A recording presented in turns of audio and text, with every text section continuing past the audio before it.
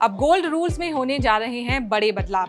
जी हाँ, gold loan के misuse पर लगाम लगाने के लिए भारतीय रिजर्व बैंक की ओर से प्रस्तावित नए नियम 1 जनवरी 2026 से लागू हो जाएंगे। मिनिस्ट्री ने आरबीआई से कहा है कि 2 लाख तक के गोल्ड लोन बोरोअर्स को इन नए रूल्स से बाहर रखा जाए ताकि छोटे बोरोअर्स पर एक्स्ट्रा बर्डन ना आए। मिनिस्ट्री का कहना है कि छोटी अमाउंट के लोन लेने वाले लोग मिडिल क्लास और गरीब होते हैं। अगर उन पर ज्यादा सख्त रूल लगाए जाएंगे तो उन्हें टाइम पर लोन मिलना मुश्किल हो सकता है।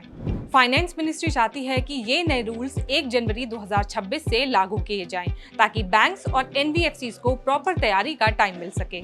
जानकारी के मुताबिक आरबीआई ने अप्रैल में एक ड्राफ्ट गाइडलाइन निकाली थी जिसमें गोल्ड लोन के रूल्स को और सख्त करने की बात कही गई थी। इनका मेन गोल था रूल्स को यूनिफॉर्म करना और जो लूप होल्स हैं उन्हें खत्म करना। अभी तक गोल्ड लोन में मैक्सिमम 75% एलटीडी अलाउड है, मतलब अगर आप 1 लाख का गोल्ड लेते हैं तो मैक्सिमम 75,000 तक का लोन मिल सकता है। अब आरबीआई चाहता है कि सभी गोल्ड लोन्स पर एक ही यानी कि 75% एलटीडी का रूल्स हो, चाहे लोन किसी भी पर्पस के लिए लिया गया हो। बता दें, आरबीआई की ओर से जारी ड्राफ्ट में कहा गया है कि एक ग्राहक अब अधिकतम 1 किलोग्राम ज्वेलरी के बदले ही लोन ले सकेगा। सोने के सिक्के के बदले अगर लोन ले रहे हैं तो सिक्का कम से कम 22 कैरेट का और बैंक से खरीदा होना चाहिए।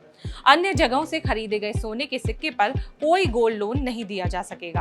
अगर आरबीआई मिनिस्ट्री के सजेशंस मान लेता है तो गोल्ड लोन लेने वाली कंपनी जैसे मुथूट फाइनेंस को काफी फायदा होगा, क्योंकि जैसे ही खबर आई मुथूट फाइनेंस के शेयर्स में करीब 4% की बढ़ोतरी देखी गई। जानकारी के मुताबिक आरबीआई अब पब्लिक और स्टेक होल्डर्स के फीडबैक को रिव्यू कर रहा है और जल्द ही फाइनल गाइडलाइंस इशू की जा सकती हैं। ऐसी और वीडियोस के लिए देखते रहिए जागरण बिजनेस।